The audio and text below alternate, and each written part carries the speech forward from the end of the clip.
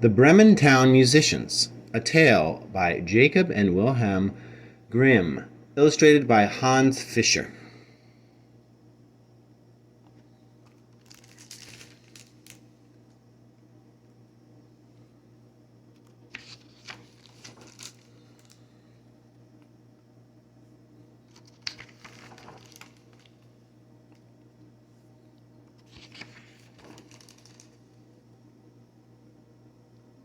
A man once owned a donkey who had carried sacks to the mill for many years, never tiring. But now the donkey's strength was failing, and he was of less and less use for work, so his master planned to get rid of him. Realizing that something was up, the donkey ran away and set out for Bremen, where he thought he could become a musician in the town band.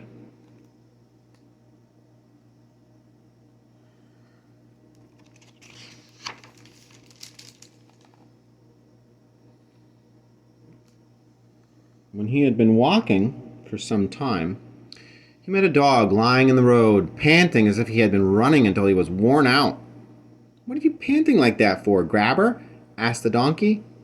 "Oh," said the dog, "my master planned to kill me because I'm old and getting weaker day by day. I can't hunt any more, so I ran away. But how am I going to earn a living now?" "I tell you what," said the donkey, "I'm going to Bremen to join the town band. You could come with me and be a musician too. I'll beat the drums and you can blow the bugle." The dog liked the idea, so they went on their way.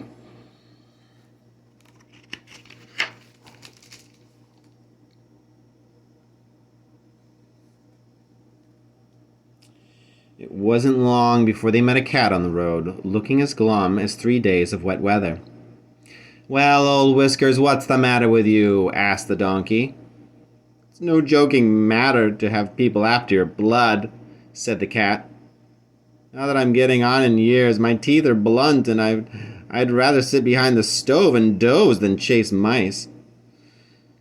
My mistress planned to drown me, but I managed to escape, and now I'm at my wit's end. Where am I to go? Come to Bremen with us. You're good at singing serenades, so you can be a town musician too." The cat thought this was a good idea and went along with them.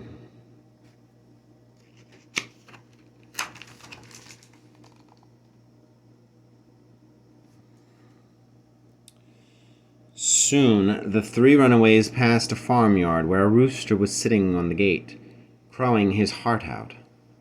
"Your crowing could wake the dead," said the donkey. "What is it all about?" "I was forecasting good weather," said the rooster. "Tomorrow is Sunday and they're having guests at the farm. Unfortunately, my cruel mistress has told the cook she wants to make soup of me, so I'm crowing at the top of my voice while I still can." "I know what, Redhead," said the donkey. "Come with us instead. We're on our way to Bremen, and what we find there will surely be better than death. You can play the clarinet. If we all make music together, it will sound very fine."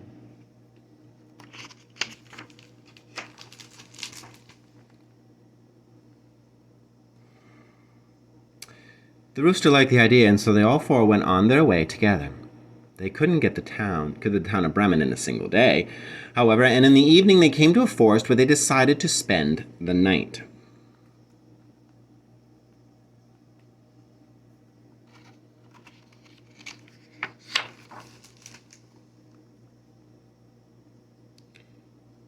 The donkey and the dog lay down under a big tree. The cat and the rooster got into its branches, and the rooster flew to the very top of the tree, which was the safest place for him.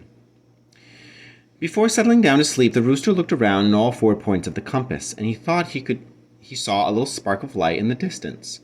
Calling to his companions, he said that there must be a house not very far away, since he saw a light shining. "Then we'd better look for it," said the donkey. "It's not very comfortable here." And the dog thought a few bones with a little meat on them would go down nicely. So they set off towards the light, and soon they saw it shining more brightly. It became bigger and bigger, and in the end they came to a robber's house, all brightly lit. The donkey, being the largest of them, went up to the window and looked in.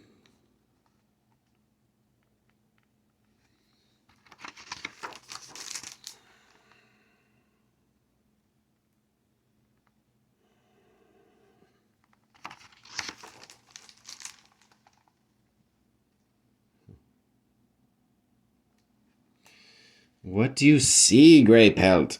asked the rooster. "What do I see?" said the donkey.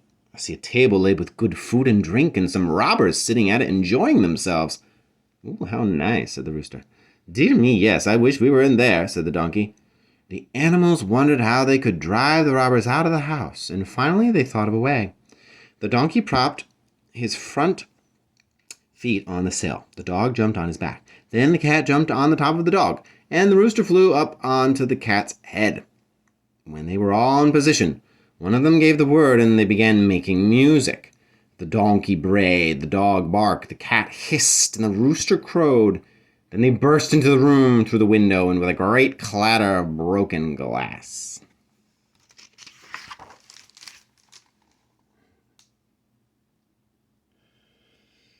The robbers leaped to their feet at the fearful noise, thinking it must be a ghost coming in, and they fled into the forest in terror.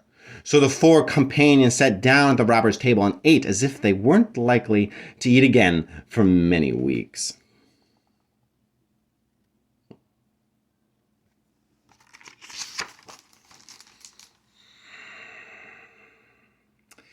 When they had finished their meal, they put out the light and looked for a place to sleep, each according to his nature and his own ideas of comfort.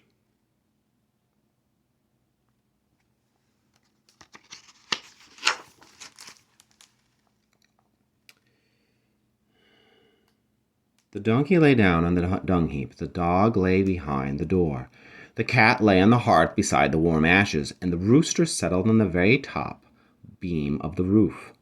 Being tired from their long journey, they soon fell asleep. When it was past midnight, the robbers saw from a distance that the lights in the house were out and all seemed quiet. The robber captain said, "We oughtn't to have taken fright like that," and he told one of his men to go and search the house. The robber crept in the kitchen to light a candle, and thinking the cat's glowing, fiery eyes were live coals, he put the wick to them, expecting it to catch fire.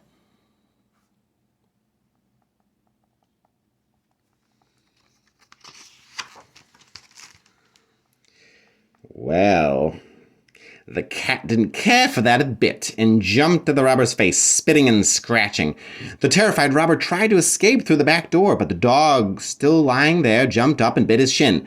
And as he stumbled past the dung heap in the yard, the donkey gave him a hefty kick with his back leg. Then the rooster, roused from his sleep by all the noise, flew past the robber's ear and crowed, "Cock-a-doodle-doo!"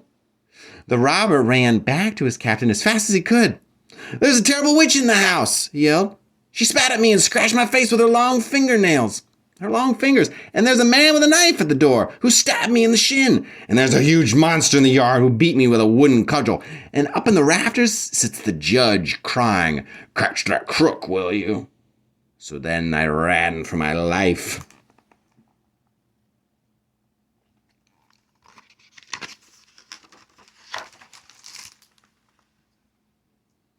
After that, the robbers never dared to go back to the house again. But the four town musicians of Bremen liked the place so much that they stayed there for good. And the mouth of the last man to tell this tale is still warm.